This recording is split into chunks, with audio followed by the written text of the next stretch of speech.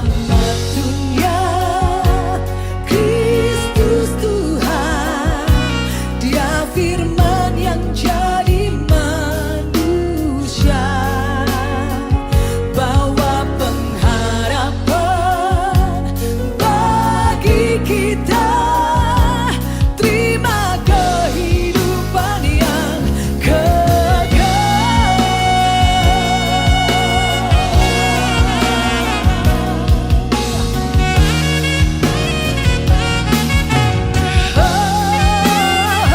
Juru selamat dunia, Kristus Tuhan, Dia firman yang jadi manusia, bawa pengharapan bagi kita. Terima kehidupan yang kekal.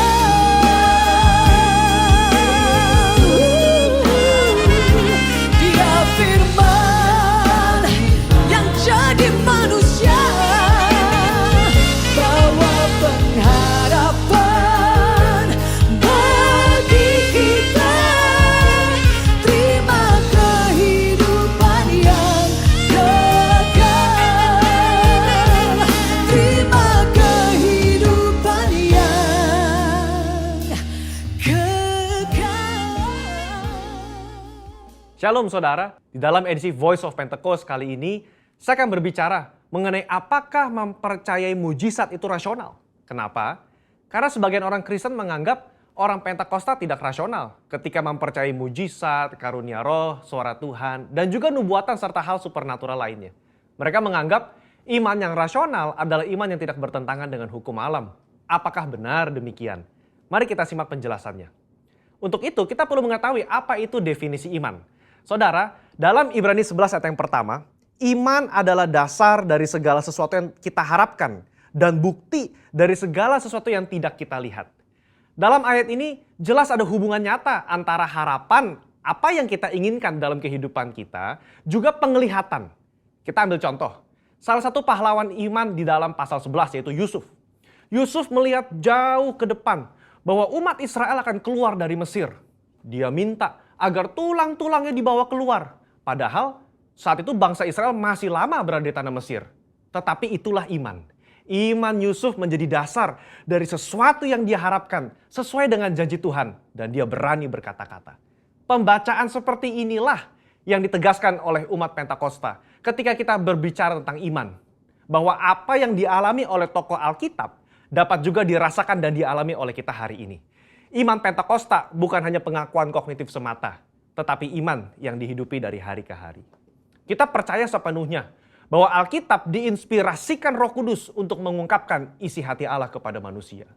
Saya bacakan di dalam Yohanes 14 ayat yang ke-6. Tuhan Yesus berkata, kata Yesus kepadanya, "Akulah jalan dan kebenaran dan hidup. Tidak ada seorang pun yang datang kepada Bapa kalau tidak melalui aku."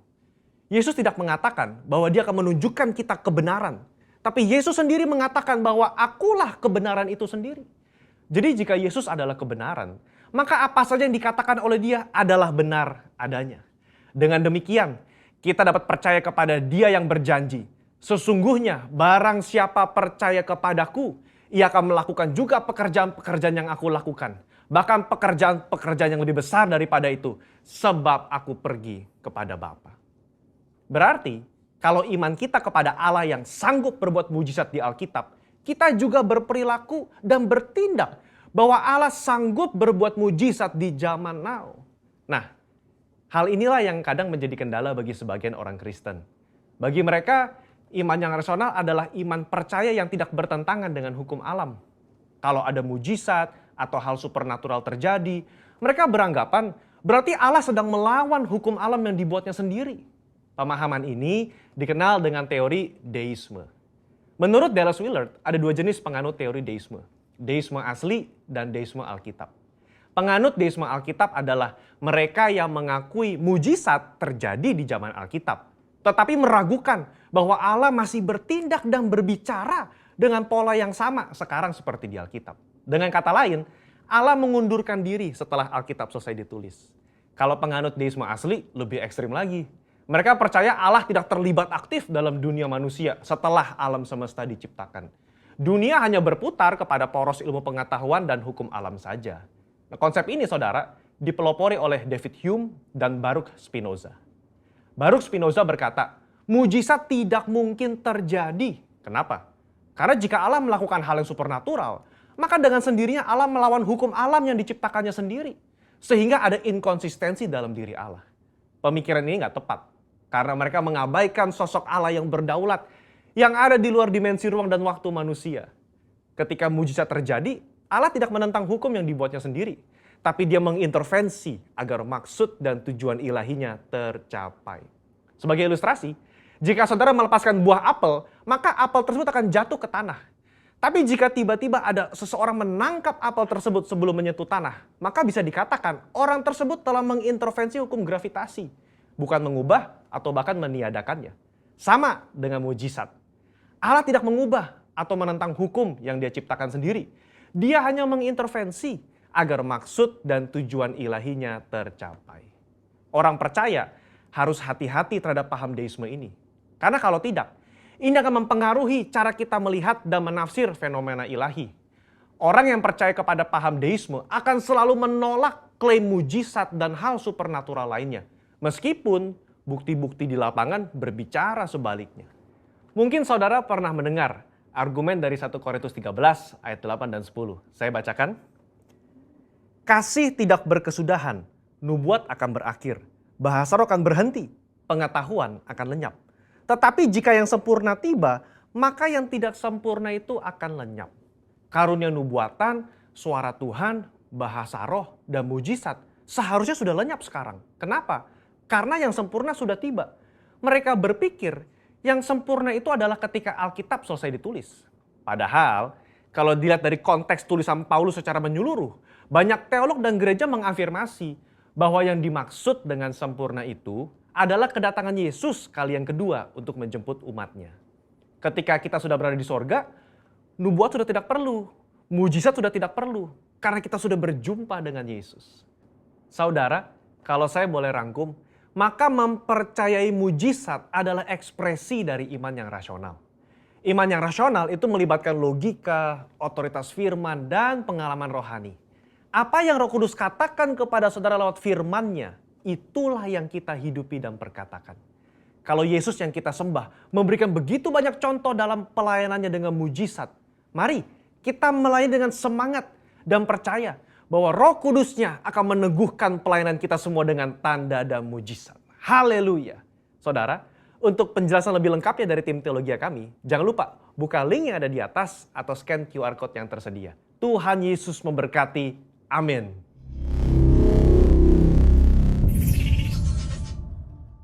Shalom Bapak Ibu Saudara dikasihi Tuhan. Selamat hari Minggu, selamat beribadah pada hari ini.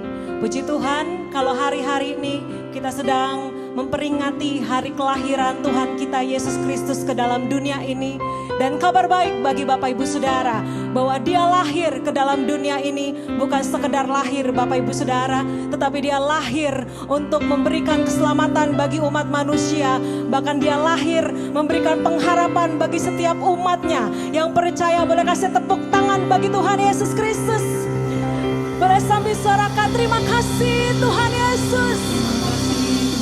Haleluya. Sebelum kita memulai ibadah ini sama-sama kita satukan hati kita berdoa.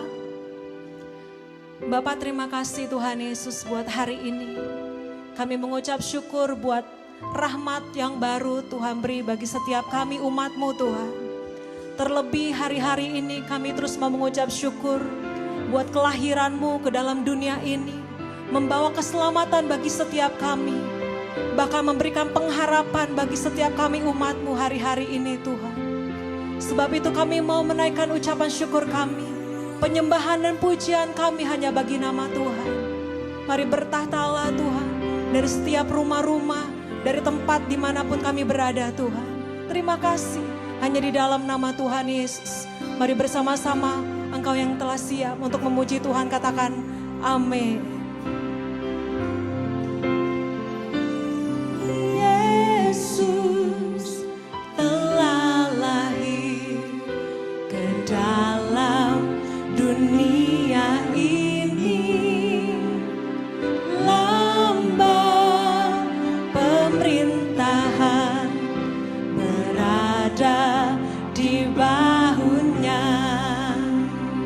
katakan, Tuhan Yesus telah lahir. Yesus telah lahir ke dalam dunia ini. Lambang pemerintahan berada di bahunya.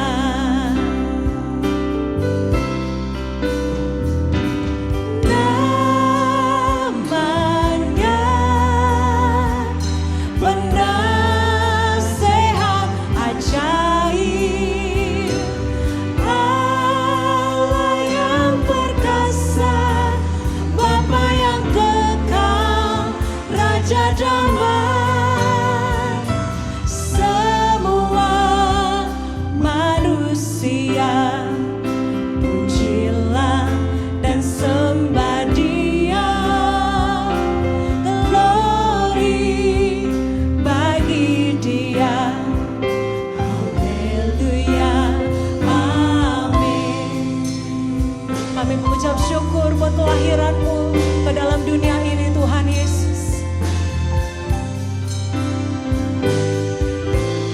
Ini setiap umat-Mu, Tuhan. Mari bersama kita mau katakan, Yesus telah lahir ke dalam dunia ini.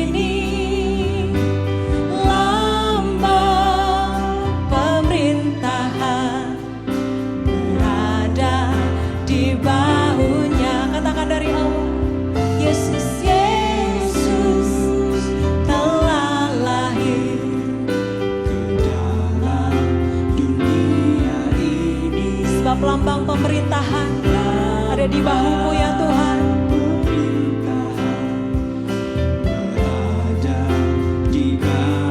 Mari bersama-sama sembah Tuhan Yesus.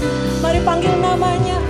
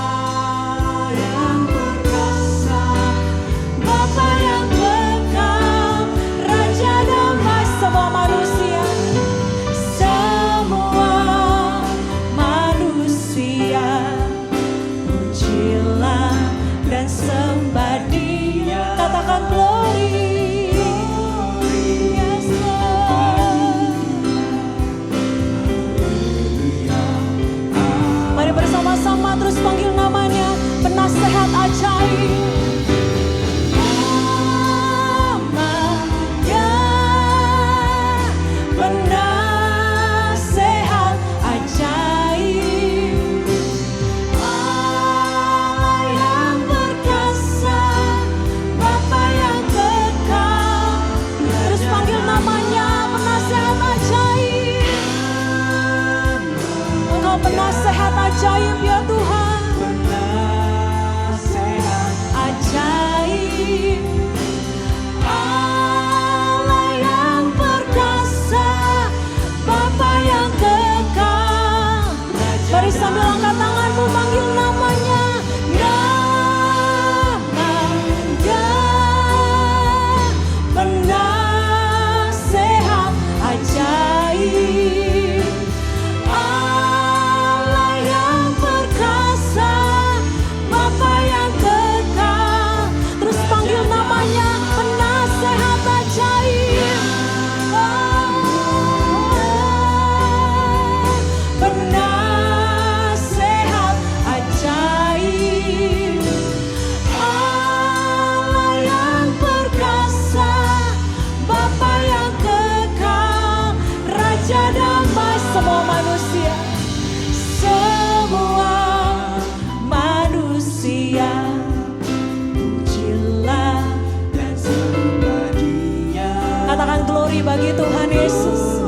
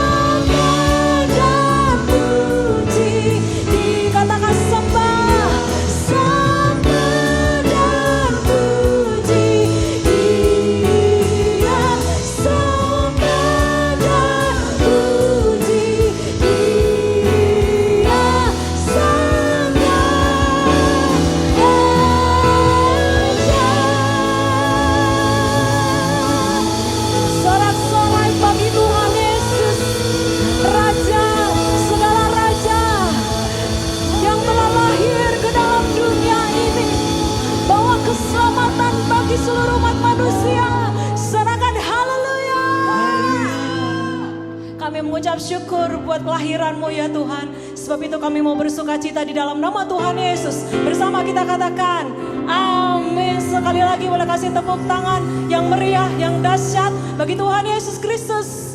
Haleluya.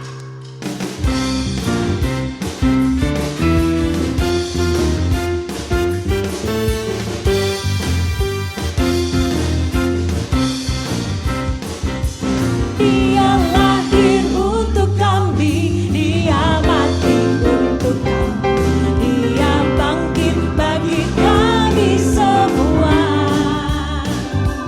Dia itu Tuhan kami, Dia itu Allah kami, Dia Raja di atas. Katakan dari awal, Dia lahir untuk kami, Dia lahir untuk kami, Dia mati untuk kami, Dia bangkit bagi kami semua. Dia itu Tuhan kami, Dia itu Allah kami, Dia Raja di atas. Bersama katakan, Dia itu firman Allah yang turun ke bumi, yang jadi sama dengan manusia. Dia Yesus sobat kami, Dia Yesus Allah kami, Sang penebus juru selamat.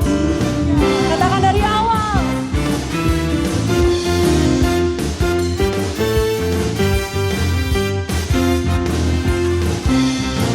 Come on. Dia lahir untuk kami, Dia mati untuk kami, Dia bangkit bagi kami semua. Dia itu Tuhan kami, Dia itu, sebab Dia Raja di atas segala raja. Sambil lambaikan tanganmu. Dia itu firman Allah yang turun ke bumi, yang jadi sama dengan manusia. Dia Yesus sobat kami, Dia Yesus Allah kami, Sang penebus.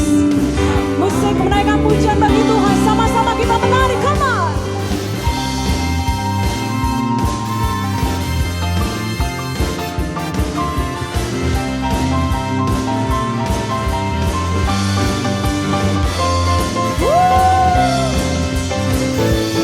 Dia lahir untuk kami, Dia mati, Dia bangkit bagi kami semua. Dia itu Tuhan kami, Dia itu Allah kami, Dia Raja. Mari sekali lagi, mari nyatakan, sebab Dia itu firman Allah. Firman Allah yang turun ke bumi, yang jadi sama dengan manusia. Dia Yesus sobat kami, Dia Yesus Allah kami, Sang penebus.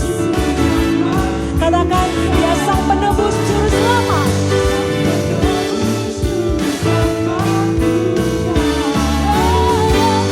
Sang penebus juru selamat dunia. Sorak-sorak bagi Tuhan Yesus, katakan haleluya. Haleluya. Mari sama-sama kita satukan hati, kita berdoa Bapak Ibu Saudara. Di tengah-tengah rasa syukur dan sukacita kami Tuhan, tentu kami tidak akan lupa. Kami rindu memberkati bagi setiap para pemimpin rohani kami, generasi kami, bahkan bangsa kami Indonesia Tuhan. Kami mengangkat tangan kami, bersepakat bersama-sama memberkati pemimpin rohani kami, Gembala sidang kami Bapak Pendeta Dr. Insinyur Niko Nyoto Raharjo Tuhan. Engkau memberkati hamba-Mu dengan kesehatan, dengan urapan yang baru. Berkat dan pewahyuan yang baru atas hamba-Mu Tuhan. Dan tak lupa Engkau juga memberkati seluruh keluarga besarnya, bahkan keempat wakilnya Tuhan Engkau berkati. Terima kasih Tuhan Yesus, dan tak lupa kami memberkati pemimpin rohani kami atas Cibubur Raya, Bapak Pendeta Yan Peter Pangaribuan. Tuhan memberkati, berikan hamba-Mu juga kesehatan, berkat yang melimpah, damai sejahtera-Mu Tuhan, pengurapan-Mu turun atas hamba-Mu, bahkan kedua wakilnya, para gembala cabang yang ada Tuhan, staf gembala yang ada Tuhan berkati. Terima kasih Tuhan Yesus. Dan kami berdoa untuk bangsa kami Indonesia Tuhan. Kami percaya bangsa kami dalam perlindungan Tuhan yang sempurna. Kami percaya bangsa kami Tuhan dalam genggaman tangan-Mu Tuhan. Biarlah di hari kelahiran-Mu Tuhan, Engkau memberikan damai sejahtera bagi bangsa Indonesia. Kami percaya keamanan atas bangsa kami Tuhan. Dan kami percaya Tuhan, hari-hari ini kami akan melihat penuaian yang besar menjelang kedatangan Tuhan Yesus yang kedua kali. Terima kasih Bapak, terima kasih. Sebentar ya Tuhan, kami mau mempersiapkan hati kami. Biarlah hari ini Tuhan kami boleh mendapatkan pesan, bahkan menjadi rema dalam kehidupan kami. Terima kasih Tuhan Yesus, terima kasih.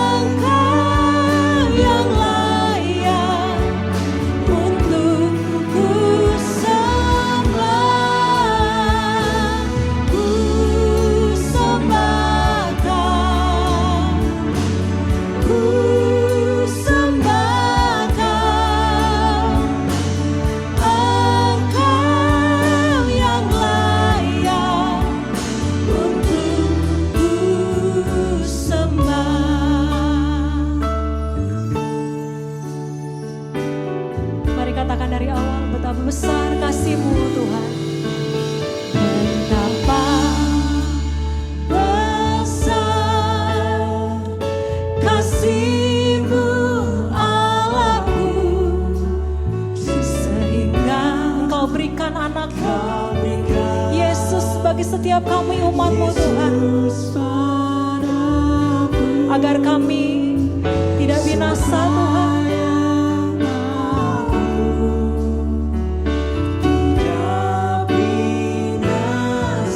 melainkan kami beroleh hidup yang kekal.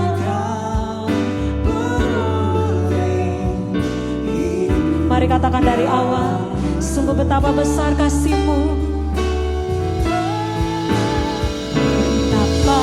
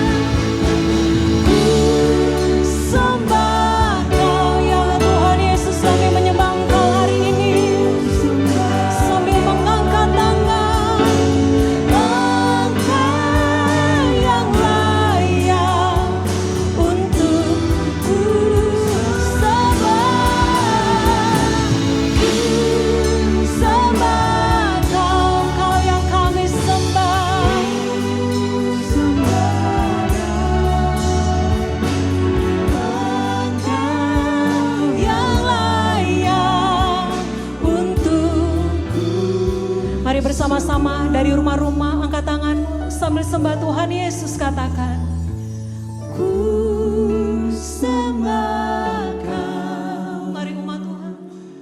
Ku sembah Kau. Engkau yang layak untuk ku sembah. Ku sembah Kau. Ku sembah Kau. Engkau yang layak untuk ku sembah. Katakan, kami sembah Kau. Ku sembah Kau. Kami mengangkat tangan kami dari rumah-rumah, ya Tuhan Allah kami. Bagi Allah kami yang lahir, kami sembah Kau. Terima kasih buat kelahiranmu, Engkau layak untuk kami sembah. Hanya Yesus, hanya Yesus. Ku sembah Kau. Ku sembah Kau. Engkau yang layak. Mari sekali lagi, mari gereja Tuhan, umat Tuhan, terus sembah Tuhan Yesus, kami sembah. Ku sembah Kau, yes Lord. Ku sembah Kau. Engkau yang layak untuk ku sembah. Ku sembah Kau. Ku sembah Kau. Engkau yang layak untuk ku sembah. Katakan, Engkau yang layak. Engkau yang layak. Katakan, Engkau yang layak. Engkau yang layak. Engkau yang layak. Katakan, untuk ku sembah.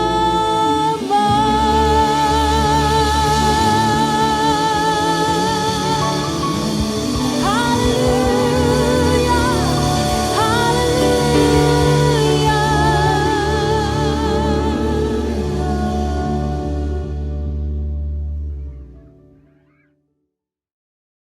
Shalom jemaat Tuhan GBI Sukawarna Rayon 2. Dimanapun Anda berada, di dalam rumah, di perjalanan, siapkan hati untuk menerima taburan firman Tuhan yang akan memerdekakan, memulihkan, dan membuat kita semakin serupa dengan Kristus Yesus. Mari kita berdoa.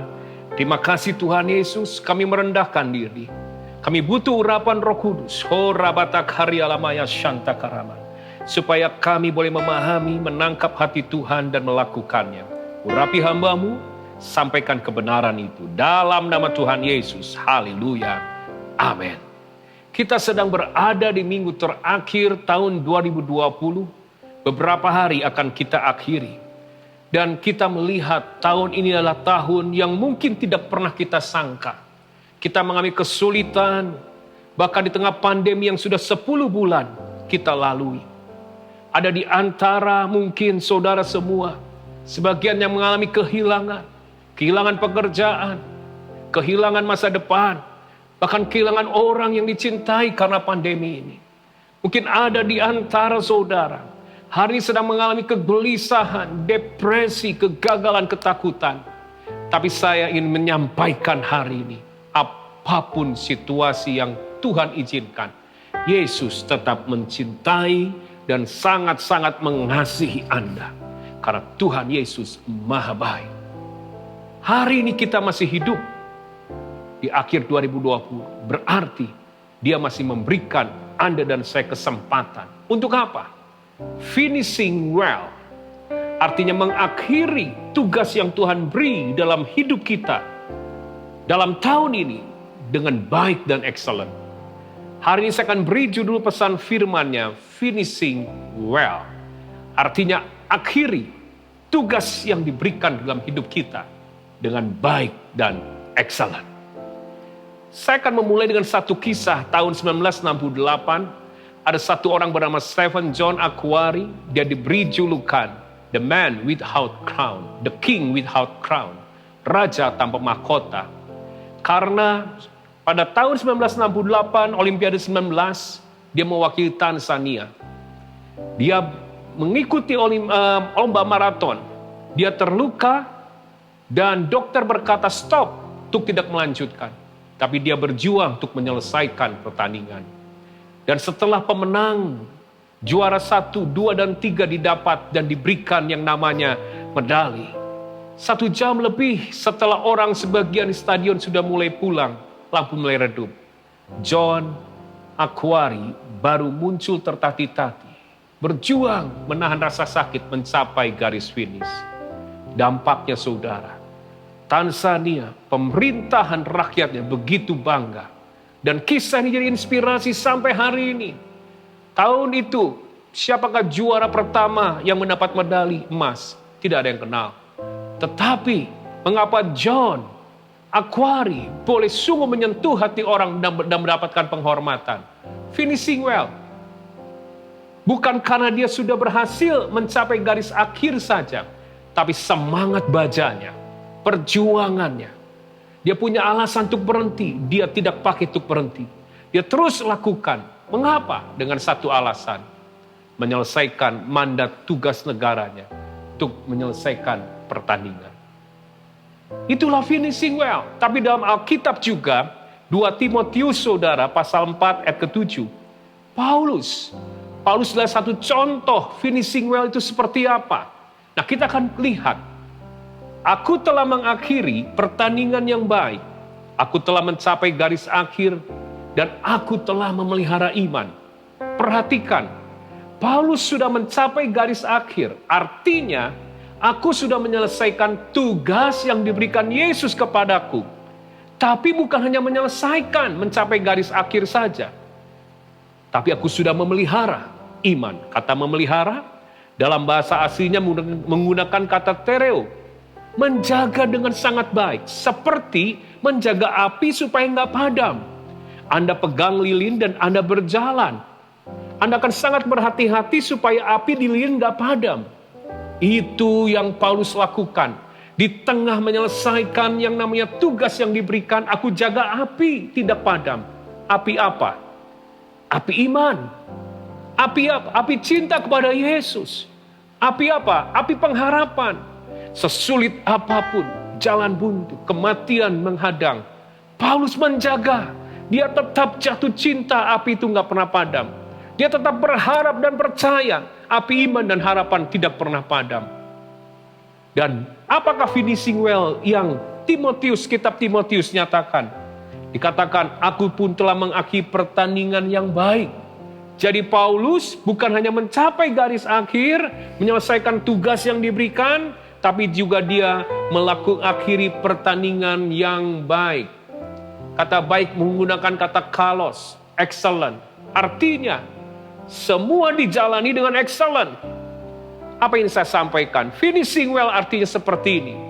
Di tahun ini, ada banyak kesulitan. Hal-hal yang tidak pernah kita duga. Kehancuran, kehilangan. Tapi mari, respon kita di hadapan Tuhan harus tetap excellent menjalani tahun ini. Dan api kita jaga tidak padam. Api cinta pada Tuhan, api iman dan harapan pada Yesus tidak pernah padam. Dan capailah garis akhir. Selesaikan tugas yang Tuhan beri bagi kita di tahun ini, di dalam hidup kita. Itulah finishing well. Mari beberapa hari kita akan akhiri 2020. Kita harus belajar bagaimana kita finishing well. Ada 2 yang harus kita kembangkan. Saya akan bahas 2 poin saja. Ada 2 poin yang harus kita kembangkan supaya kita bisa finishing well. Yang pertama, kembangkan daya tahan. Saya ulangi, kembangkan daya tahan. Tuhan sedang melatih gerejanya sehingga dia mengizinkan melewati proses untuk memiliki daya tahan. Mengapa? Karena saudara, jelas Matius 24 ayat 13. Orang yang bertahan sampai pada kesudahannya. Jadi bertahan itu sampai pada endingnya.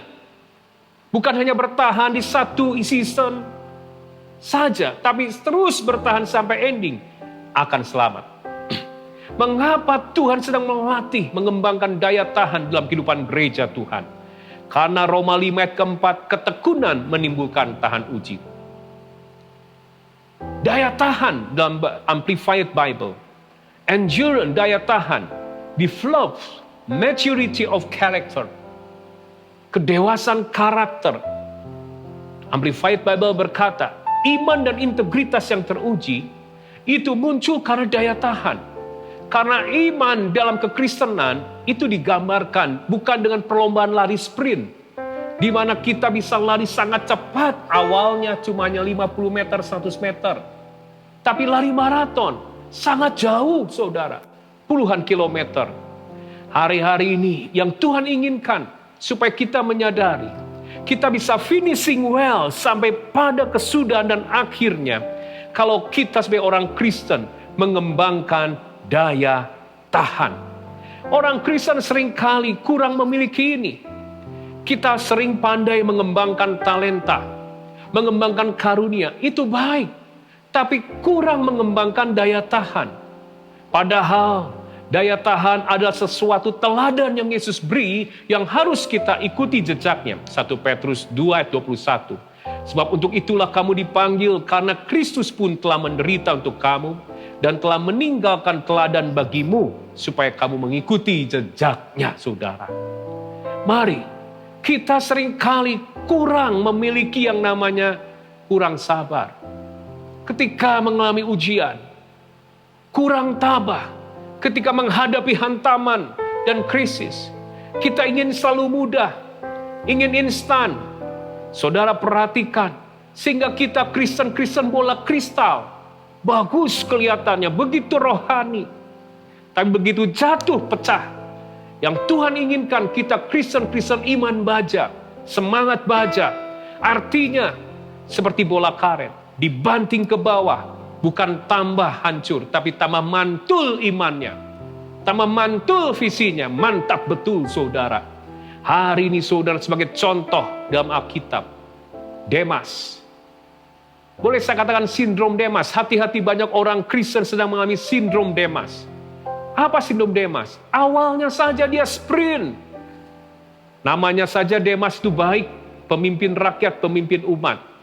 Bahkan 2 kali dalam Kolose 4 ayat 14 dan Filemon 1 ayat 24. Demas disejajarkan dengan Lukas bahkan Paulus. Orang besar dia. Salam kepadamu dari tabib Lukas yang kekasih dan dari Demas. Dikatakan juga dari Markus, Aristarkus, Demas dan Lukas, teman-teman sekerjaku, kata Paulus. Di awalnya sprint, luar biasa. Tapi di tengah perjalanan dia tidak finishing well. Ya, tidak selesai sampai akhirnya karena dia tidak memiliki daya tahan. Kurang memiliki daya tahan. Dia nggak tahan melihat aniaya. Kesulitan dalam pelayanan. Dia tidak tahan melihat daging diremukkan.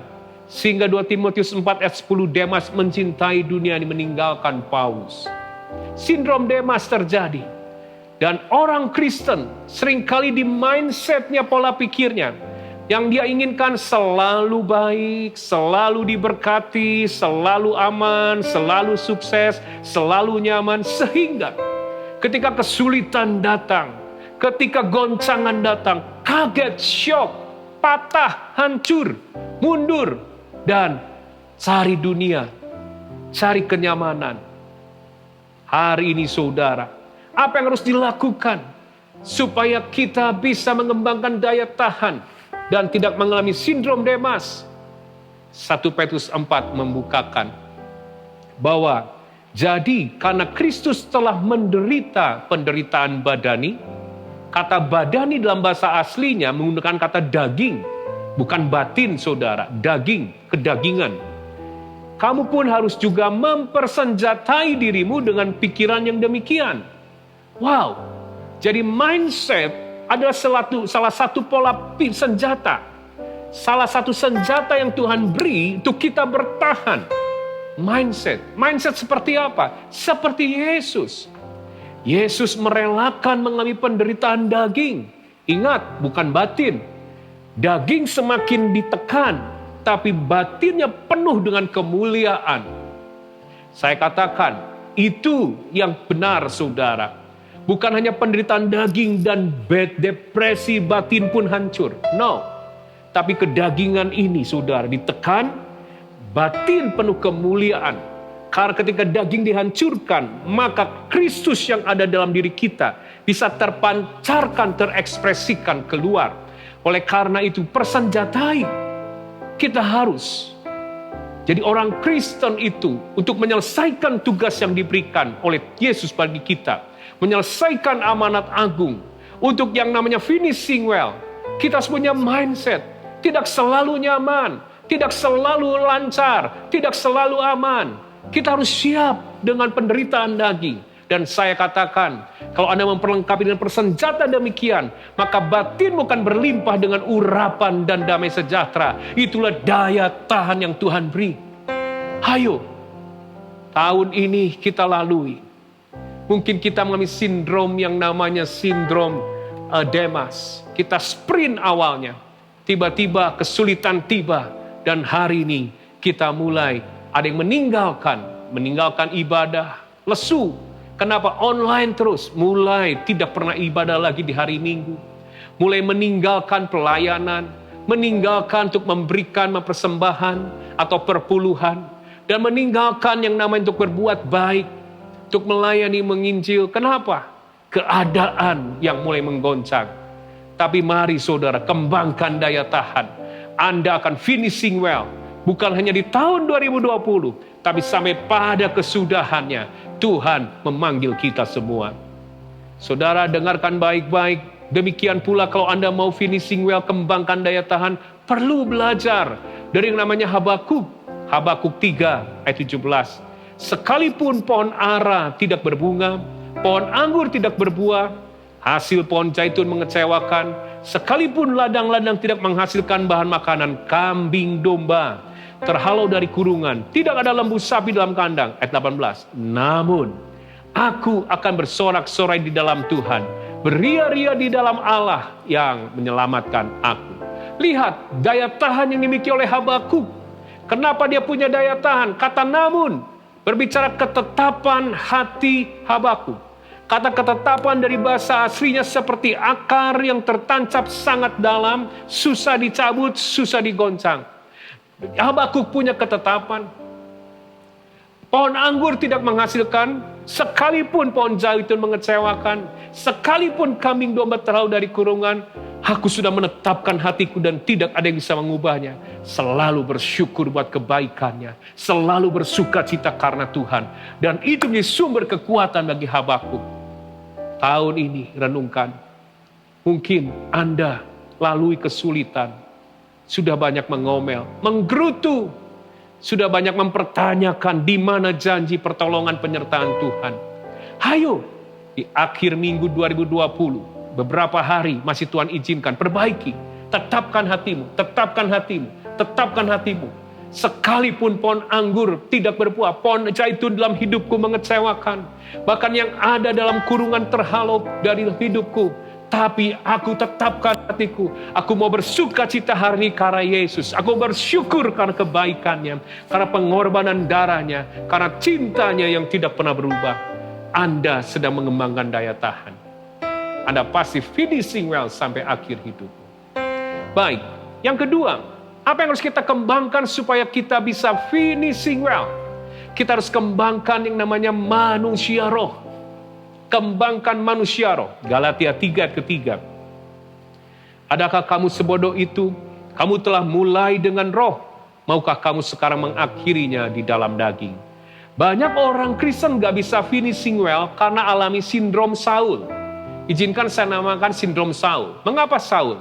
Saul itu memulai dengan nubuatan dan firman. 1 Samuel 9 ayat 17. Inilah orang yang kusebutkan kepadamu. Tuhan sendiri yang memilih Saul. Orang ini akan memegang tampuk pemerintahan atas umatku. Bahkan Saul diurapi. Dan bukan itu saja, 1 Samuel 10 ayat 10 dikatakan bahwa ketika Saul bertemu dengan serombongan nabi, roh Allah berkuasa atasnya. Saul turut kepenuhan seperti nabi di tengah-tengah mereka. Wow, saudara lihat. Saul memulai dengan roh, dengan firman, dengan nubuatan, dengan urapan, kepenuhan roh. Tapi mengapa dia tidak bisa finishing well? Diakhiri dengan daging. Alasannya sederhana.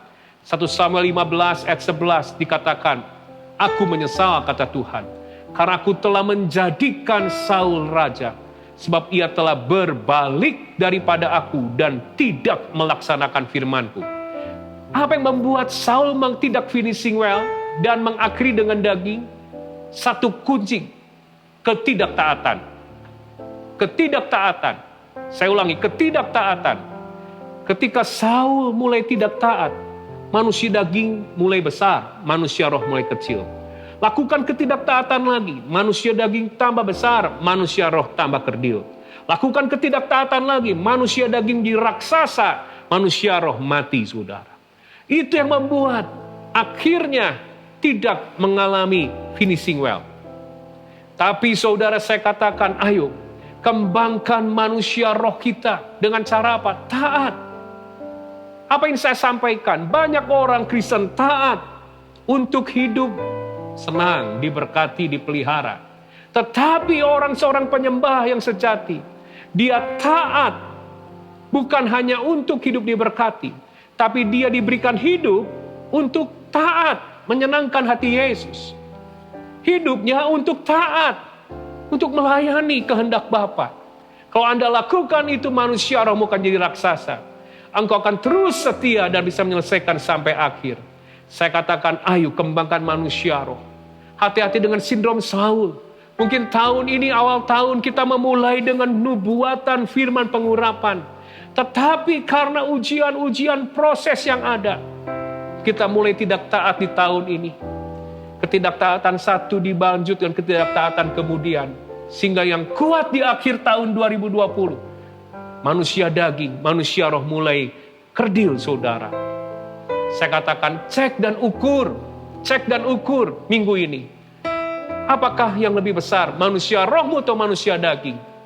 Kalau manusia daging, cek, mungkin ada ketidaktaatan. Hal yang sepele bagimu, tapi tidak sepele bagi Tuhan yang engkau lakukan. Bertobat, saudara, bertobat. Manusia roh kita harus lebih besar, supaya kita bisa finishing well, menyelesaikan tugas Tuhan sampai akhir hidup kita. Lihat saudara, contoh, orang yang senang yang namanya hadirat Tuhan, manusia rohnya akan besar. Jadikan hadirat Tuhan habitat hidup kita, tempat kesukaan, tempat kenyamanan. Cek, kenapa Saul, saudara, manusia roh kecil, manusia daging besar. Dia memulai dengan roh, akhiri dengan daging. Tidak pernah tercatat dalam Alkitab Saul memuji-muji Tuhan.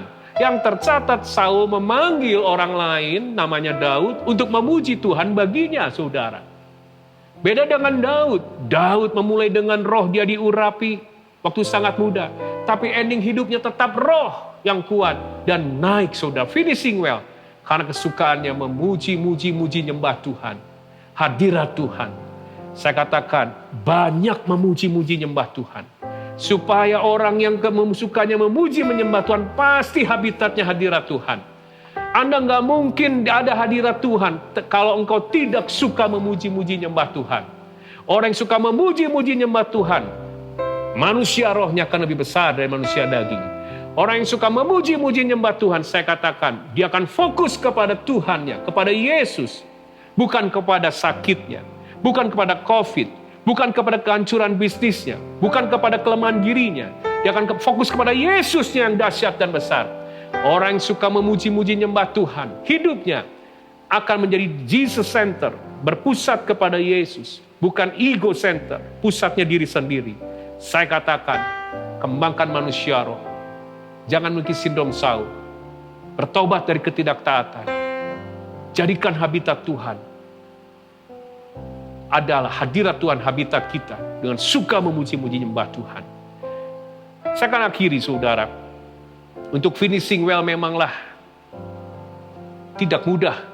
Butuh perjuangan, butuh komitmen, butuh pengabdian, butuh tekad yang kuat. Tapi saya katakan Anda tidak dipanggil untuk memiliki sindrom Demas atau sindrom Saul. Anda dipanggil untuk finishing well seperti Paulus dan seperti Tuhan Yesus. Hari ini saudara, memang harus ada harga yang kita bayar. Ada harga yang harus kita yang namanya lakukan. Saya akan akhiri dengan satu kisah. Satu jembatan Brooklyn, jembatan historik bersejarah di Amerika, tahun 1800 lebih dibangun oleh seseorang bernama John Roebling. Tapi apa yang terjadi? Tahun pertama dia meninggal. Dia nggak bisa menyelesaikan karyanya. Anaknya Washington Roebling menyelesaikan. Tapi di tahun itu juga dia mulai mengalami kecelakaan karena kerja jembatan itu. Sehingga dia mulai lumpuh, semuanya lumpuh. Tinggal satu jari yang biasa gerakan. Dia nggak bisa bicara, hanya satu jari saja yang bisa digerakkan. Tapi dia punya tekad, aku ingin menyelesaikan karya itu. Aku ingin menyelesaikan tugas yang diberikan ayahnya kepadanya. Apa yang terjadi? Dengan tekad itu, akhirnya dia mulai mengetuk-ngetuk lengan istrinya. Dan itu sebagai sarana komunikasi. Sampai ada satu keadaan, syarat-syarat yang diketahui oleh sang istri. Oh, itu mau daripada suamiku. Sehingga dia mengerti bahasa suaminya lewat ketukan lengan. Perjuangan yang mustahil. Tapi karena tekad, aku ingin menyelesaikan tugas yang diberikan John Roebling ayahku, menyelesaikan jembatan. Apa yang terjadi? 13 tahun selanjutnya, lewat ketukan ini, sang istri mengumpulkan dan menyampaikan apa yang dimaksud oleh Washington Roebling kepada timnya, sehingga sampai selesai. Saya katakan, hari ini, Bapa di surga memberi tugas bagi Anda semua. Menjadi garam dan terang, menjadi berkat bagi banyak orang. Menyelesaikan amanat agung. Dan kita harus finishing well. Baik itu tahun ini maupun seluruh hidup kita. Mungkin Anda sedang seperti buluh yang patah terkulai dalam Matius 12 ayat 20. Hari sumbumu mulai pudar nyalanya. Karena mungkin kelelahan. Ada sindrom Demas, sindrom Saul yang dialami. Tapi saya katakan, Tuhan tidak pernah bulu yang patah itu diputuskannya. Bulu sumbu yang pudar itu dipadamkan. Yesus hadir untuk menolong Anda di minggu terakhir ini. Bangkit untuk menyelesaikan akhiri tahun ini dengan berkenan di hadapan Tuhan. Mari kita berdoa. Selidiki aku, lihat hatiku. Katakan, apakah ku sungguh mengasihimu, Yesus, Kau yang Maha Tahu dan menilai hidupku, tak ada yang tersembunyi bagimu. Katakan bersama, telah kulihat kebaikan-Mu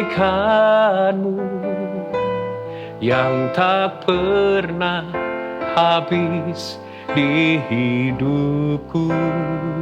Ayo katakan, ku berjuang sampai akhirnya Kau dapati yang ku tetap setia. Telah kulihat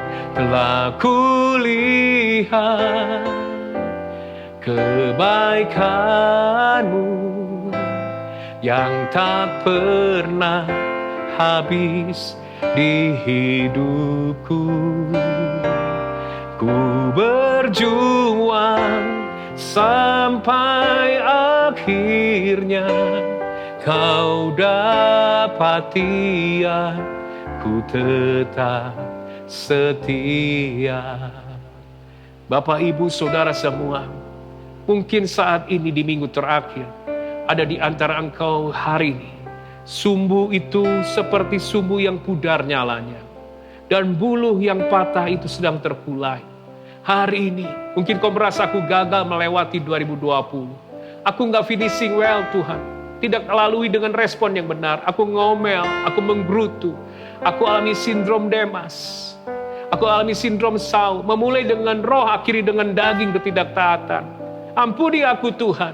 Mungkin kau juga seperti Demas. Aku nggak tahan dengan segala ini. Dan kau mulai mundur, kau mulai kecewa, meninggalkan ibadah, meninggalkan pelayanan. Hari saya katakan, kalau Anda orangnya, Yesus sangat mengasihimu. Tuhan masih memberi Anda kesempatan. Angkat tanganmu, saya akan berdoa. Mulai berdoa berbahasa roh, rabata karanda labaya syata karanda labaya syada.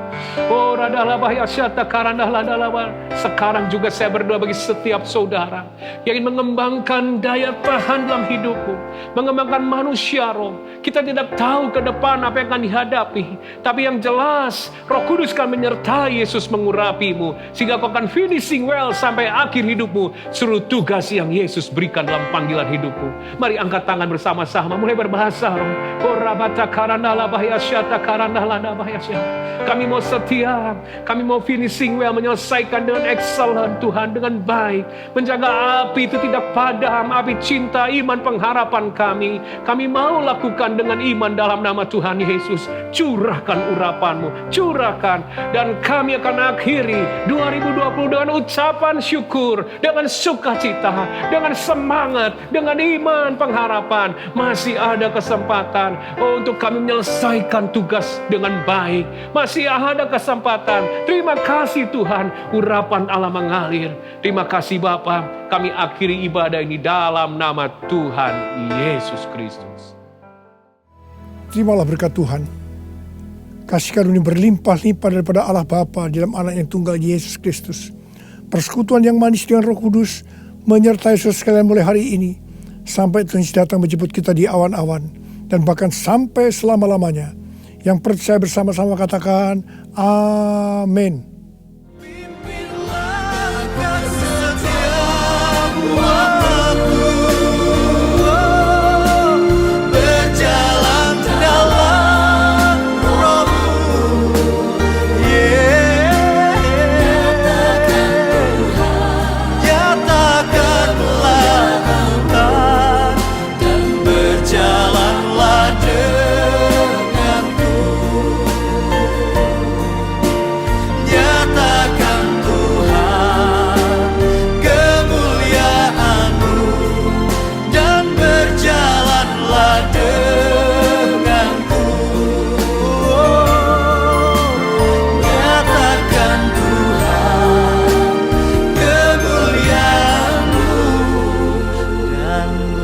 Jalanlah denganku.